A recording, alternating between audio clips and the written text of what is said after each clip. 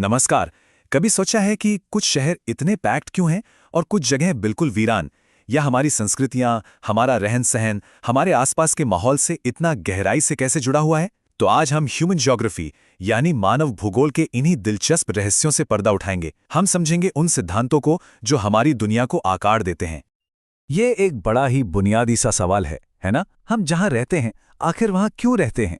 क्यों कुछ इलाके लोगों से खचाखच भरे हैं और कुछ दूर दूर तक खाली? बस यही वो पहेली है जिसे हम आज सुलझाने की कोशिश करेंगे। और इन सारे सवालों का जवाब वो छिपा है मानव भूगोल में। सीधे शब्दों में कहें तो ये वो पढ़ाई है जो इंसान और उसके भौतिक पर्यावरण के बीच के जटिल रिश्ते को समझती है। मतलब हम कैसे अपनी दुनिया बनाते हैं और बदले में कैसे ये दुनिया हमें बनाती है। अब देखिए, इस इंसान और पर्यावरण के रिश्ते को समझने के लिए एक बहुत ही मुख्य बहस को समझना जरूरी है। एक ऐसी बहस जिसने भूगोलवेताओं को सदियों तक उलझाए रखा। सवाल ये था कि क्या प्रकृति यानी नेचर सब कुछ तय करती है या फिर हम इंसानों के पास चुनने की आज़ादी है?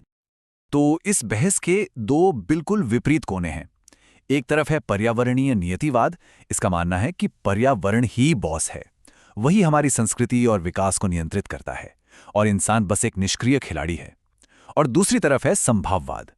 ये कहता है नहीं, प्रकृति हमें सिर्फ संभावनाएं देती है, उनका इस्तेमाल कैसे करना है यह हम अपनी तकनीक और संस्कृति से चुनते हैं। हंटिंगटन जैसे विचारकों ने नियतिवाद के इस विचार को, जो काफी विवादास्पद था, आगे बढ़ाया। उनका तो यहां तक मानना था कि जहां का मौसम ठीक ठाक होता है, मतलब समशीतोष्ण होता है, वहां के लोग स्वाभाविक रूप से ज्यादा विकसित होते हैं। क्यों? क्योंकि वहां का मौसम उन्हें ऊर्जावान बनाता है, जबकि गर्म इलाकों का मौसम उनके हिसाब से आलस पैदा करता है।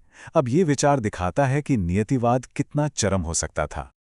लेकिन फिर हम देखते हैं इंसानी दिमाग का कमाल। देखिए कैसे हम प्रकृति की सीमाओं को पार कर जाते हैं।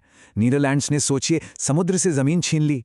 इजराइल ने रेगिस्तान को हरा भरा करके खेती में पूरी दुनिया को हैरान कर दिया।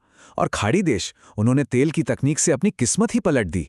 ये सब संभववाद के जीते जागते सबूत हैं।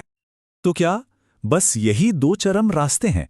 या तो प्रकृति सब कुछ है या इंसान? शायद नहीं। ग्रिफिथ टेलर नाम के एक भूगोलवेत्ता ने एक बीच का रास्ता सुझाया, एक ऐसी थ्योरी जो इन दोनों विचारों को मिलाती है। और इसे समझने का सबसे आसान तरीका है ट्रैफिक लाइट का उदाहरण। सोचिए, प्रकृति एक ट्रैफिक पुलिस की तरह है। वो लाल बत्ती दिखाकर हमें रोक सकती है, यानी सीमाएं तय कर सकती है, पर वो हमें ये नहीं बताती कि जाना कहाँ है। जब हरी बत्ती होती है तो हम अपनी समझ और टेक्निक से आगे बढ़ने का रास्ता खुद चुनते हैं। बढ़िया है ना? चलिए अब इन सिद्धांतों से आगे बढ़ते हैं। देखते हैं कि ये विचार दुनिया भर में जनसंख्या के वितरण को, यानी जनसंख्या के फैलाव को कैसे समझाते हैं। एक बात तो साफ है, दुनिया की आबादी का वितरण बिल्कुल भी बराबर नहीं है। एक तरफ मानसूनी एशिया और यूरोप जैसे इलाके हैं जहां उपजाऊ जमीन, पानी और आरामदायक मौसम के चलते लोगों की घनी आबादी है, और दूसरी तरफ सहारा का रेगिस्तान, साइबेरिया की हड्डियां जमा देने वाली ठंड या अमेज़न के घने चुनौतीपूर्ण जंगल जहां बहुत ही कम लोग रहते हैं। तो इसका सीधा सा मतलब यह है कि जनसंख्या वहां इकट्ठी होती है जहां संसाधन, यानी जीवन जीने के साधन आसानी से मिलते हैं। यही वो सरल सा नियम है जो पूरी दुनिया के जनसंख्या पैटर्न को नियंत्रित करता है। पर जनसंख्या एक जगह स्थिर नहीं रहती। ये समय के साथ बदलती है, विकसित होती है। और इस बदलाव की कहानी को समझने के लिए एक बहुत ही जबरदस्त मॉडल है, जनसांख्यिकीय संक्रमण मॉडल। मूल रूप से ये मॉडल एक यात्रा दिखाता है, एक समाज कैसे खेतीबाड़ी वाली अर्थव्यवस्था से औद्योगिक और शहरी समाज बनता है, और इस सफर में उसकी जनसंख्या इन 5 चरणों से होकर गुजरती है। पहला चरण है उच्च स्थिर। यहाँ जीवन काफी मुश्किल है। जन्म दर और मृत्यु दर दोनों ही बहुत ज्यादा हैं, इसलिए जनसंख्या वृद्धि ना के बराबर है। आज भी अमेज़न की कुछ अलग थलग जनजातियां इस नाजुक संतुलन में जीती हैं।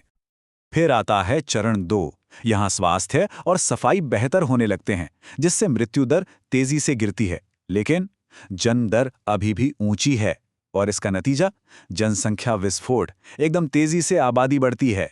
19वीं सदी में यूरोप इसी दौर से गुजरा था। तीसरे चरण में शिक्षा और शहरीकरण के कारण लोग छोटे परिवारों को प्राथमिकता देने लगते हैं, तो जन्म दर भी गिरना शुरू हो जाती है। जनसंख्या अभी भी बढ़ रही है, पर उसकी रफ्तार अब धीमी हो जाती है। भारत और ब्राजील जैसे देश आज इसी चरण में हैं। चौथे चरण तक आते आते जन्म दर और मृत्यु दर दोनों ही नीचे आ जाते हैं और लगभग बराबर हो जाते हैं। इससे जनसंख्या स्थिर हो जाती है।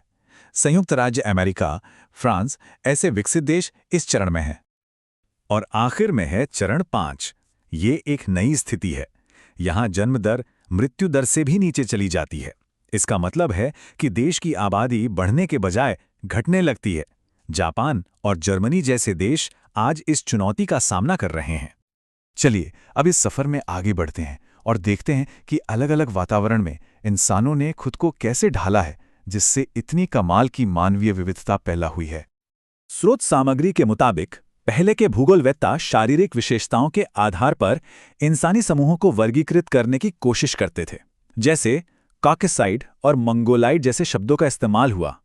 देखिए, ये समझना जरूरी है कि अब ये वर्गीकरण पुराने माने जाते हैं, पर ये इस बात का अंदाजा देते हैं कि अतीत में लोग भौगोलिक अनुकूलन को कैसे समझने की कोशिश कर रहे थे।